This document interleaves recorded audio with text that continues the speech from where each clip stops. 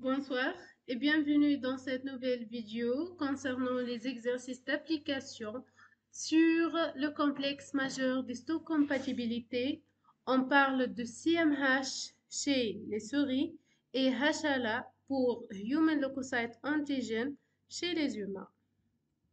Donc, qu'est-ce que le CMH? Donc, le complexe majeur d'histocompatibilité est l'ensemble des gènes codant des molécules exprimées à la surface membranaire. On va donner les classes de molécules HLA et les cellules qui les expriment. On a trois classes de molécules HLA. On a les HLA de classe 1, les HLA de classe 2 et les HLA de classe 3. Les HLA de classe 1 sont exprimés à la surface de la plupart des cellules nucléées de l'organisme et leur niveau d'expression varie d'un type cellulaire à un autre. Par exemple, les érythrocytes, qui sont les globules rouges, qui sont dépourvus de noyaux, et donc ce sont des cellules anucléées, n'expriment pas les HLA de classe 1, ni HLA de classe 2, ni HLA de classe 3.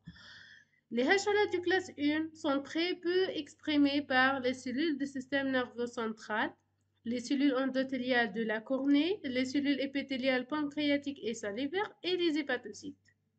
Notez bien, les plaquettes sont dépourvues de noyaux, mais expriment fortement les molécules de HLA1. Ces molécules sont synthétisées lors de l'étape de mégakaryocytose. C'est une exception d'avoir des molécules HLA1 sur une cellule anucléée. C'est seulement pour les plaquettes. Les HLA2 sont exprimés constitutivement sur les cellules présentatrices d'antigènes et les cellules épithéliales thymiques qui se comportent comme des CPA lors de la sélection intrathymique, mais aussi par les lymphocytes T activés. Les LT naïfs n'expriment pas les HLA2, mais lorsqu'ils s'activent, vont exprimer les HLA2. Les HLA3 ne sont pas exprimés à la surface cellulaire, mais codent pour d'autres protéines, comme les molécules du complément. On a C2, C4 et le facteur B. On a le TNF, les lymphotoxines et les protéines chaperones HSP. On va donner les HLA1 classiques et non classiques et les principales différences. Donc les HLA1 classiques, appelés HLA1 petit a, comme les HLA-A, B et C, sont fortement exprimés à la surface membranaire, sont très polymorphes. Pour les HLA1 non classiques, notez HLA1 petit b, c'est que les HLA-E, F et G sont moins exprimés par les cellules. Par exemple, le HLA-G est exprimé par les trophoblastes. C'est une expression limitée ici. Sachant que les trophoblastes, ce sont les cellules qui forment la couche externe qui entoure l'embryon. Et que les trophoblastes n'expriment pas les HLA1 classiques, mais expriment le HLA-G qui permet la tolérance immunitaire de la maman vis-à-vis du fœtus. Vous savez que le fœtus, l'embryon plutôt, possède des antigènes parentaux, mais il faut que la maman tolère les antigènes parentaux, qui sont des allo-antigènes, ou bien des greffes, comme des greffes allogéniques. Donc, comment se fait en fait la tolérance de ces antigènes parentaux? C'est grâce au HLA-G qui est exprimé par des trophoblastes. Sont moins polymorphes malgré les similitudes structurelles. Donner les HLA2 classiques et non classiques et les principales différences. Les HLA2 classiques, on a le HLA-DQ, DR, DP, sont exprimés par les CPA et les LT activés, sont très polymorphes. Les HLA2 non classiques, comme le HLA-DM et le HLA-DO, ne sont pas exprimés à la surface membranaire, mais sont impliqués dans le transport des peptides antigéniques dans la cavité des molécules HLA2 classiques. Voilà en fait le système HLA, les HLA de classe 1, HLA1 classique, 1 petit a, HLA-A, B et C, les HLA1 non classiques, 1 petit b, HLA-G, E et F, les HLA de classe 2, les HLA2 classiques, HLA-DR, DQ, DP, et les HLA2 non classiques, HLA-DM et HLA-DU. On va indiquer sur le schéma les différentes classes de molécules HLA. Donc, ici, c'est la localisation des gènes qui codent pour les molécules HLA. Donc, ces gènes sont présents au niveau du bras court du chromosome 6, organisé du télomère vers le centromère, aux régions oh mon Dieu. Dans le télomère, du côté du télomère, on a les HLA du classe 1, du côté du centromère, on a les HLA 2 et entre les deux, on a les HLA 3.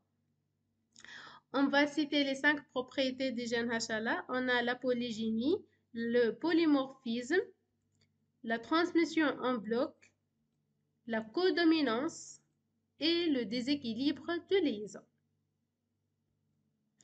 On va compléter le schéma et identifier les molécules HLA. Est-ce qu'il s'agit de HLA de classe 1 ou de classe 2? Tout d'abord, qu'est-ce qu'on a? Tous les deux molécules possèdent des domaines extramembranaires, des domaines transmembranaires et des domaines cytoplasmiques. Pour ici, on a une chaîne alpha organisée en 3 domaines, alpha 1, alpha 2 et alpha 3. Les domaines alpha 1 et alpha 2 forment une cavité qui fixe un peptide de 9 à 16 acides aminés. Le alpha 3 est associé à un autre domaine, à une autre chaîne bêta-2 microglobulines qui est codée par un autre gène que les CMH et que ce gène est présent sur un autre chromosome. C'est le chromosome 15. Ici, on a 2 chaînes. Donc ici, c'est la structure du HLA de classe 1. Ici, j'ai 2 chaînes. J'ai une chaîne alpha organisée en 2 domaines, alpha 1 et alpha 2, et une autre chaîne bêta organisée en 2 domaines, bêta 1, bêta 2. Les domaines alpha 1 et bêta 1, alpha 1, bêta 1, forment une cavité qui fixe un peptide de 13 à 20 acides aminés. Il s'agit de HLA de classe 2. Vous savez que la reconnaissance des antigènes par les cellules T est restreinte au CMH, mais quel CMH? CMH1, CMH2, d'accord?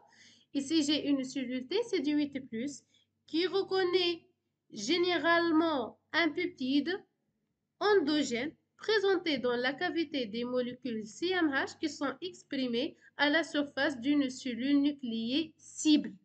Elle est cible pour les LTCD8+. Tandis que les LTCD4+, reconnaissent un peptide d'origine exogène présenté dans la cavité des molécules CMH2 qui sont exprimées à la surface des cellules présentatrices d'antigènes. Ici, c'est la voie endogène de la présentation antigénique. Ici, c'est la voie exogène de la présentation antigénique. On va compléter le schéma et déduire les 2 voies de présentation antigénique. Je commence par ce schéma tout à l'heure. Donc ici, j'ai des protéines cytosoliques qui sont dégradées par le protéasome pour avoir des peptides antigéniques. Ici, grâce au transporteur étape 1 et étape 2, il y aura transport de ces peptides antigéniques vers la lumière du réticulum endoplasmique qui vont s'associer aux molécules HLA1 classiques et par la suite le complexe HLA1 classique et peptide va être exprimé à la surface d'une cellule nucléée qui sera une cellule cible pour les lymphocytes T CD8+. Pour ce schéma, donc ici c'est la voie endogène de présentation antigénique. Ici, j'ai des antigènes d'origine exogène. Donc, il y aura pénétration de ces antigènes, soit par phagocytose ou endocytose ou pinocytose, la formation d'endosomes. Ici, les endosomes vont dégrader ces peptides antigéniques, le transport de ces peptides donc par les HLA-DO et le HLA-DM et bien sûr, il y aura l'expression du complexe, donc CMH-HLA2 peptide qui va être exprimé à la surface de toute cellule présentatrice d'antigènes. Il s'agit de la voie exogène de présentation antigénique. Pour plus de détails, vous pouvez trouver dans la chaîne la vidéo concernant les molécules CMH où j'ai mis tous les détails concernant les voies de présentation antigénique et les molécules HLA en général. Vous allez trouver tout. Donc, c'était trois fonctions principales des molécules HLA. Tout d'abord, la tolérance immunitaire vis-à-vis les antigènes du soi normal. Donc, à l'état physiologique normal, les HLA présentent des peptides de soi normal dans leur cavité.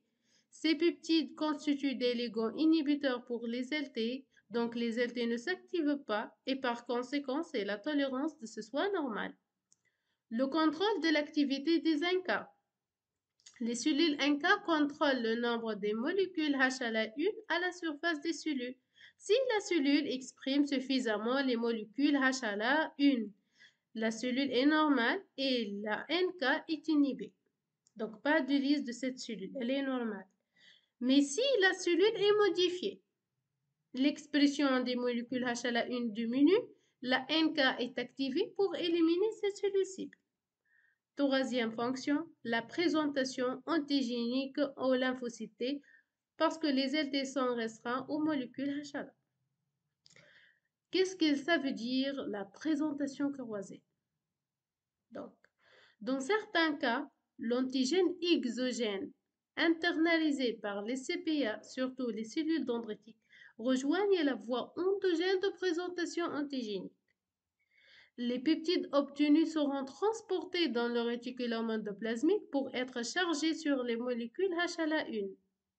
Le complexe peptide HLA1 est exprimé à la surface de la cellule dendritique pour présenter ce peptide aux LTCD8+. Donc voilà, elle est croisée, c'est la cross presentation.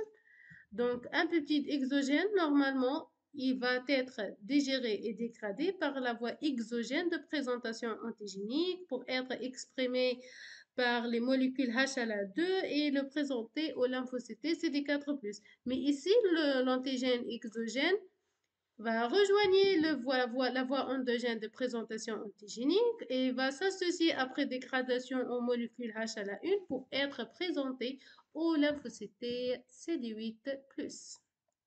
J'ai fini la vidéo. Merci pour votre attention. Si vous avez des questions, n'hésitez pas de les écrire dans les commentaires. Merci.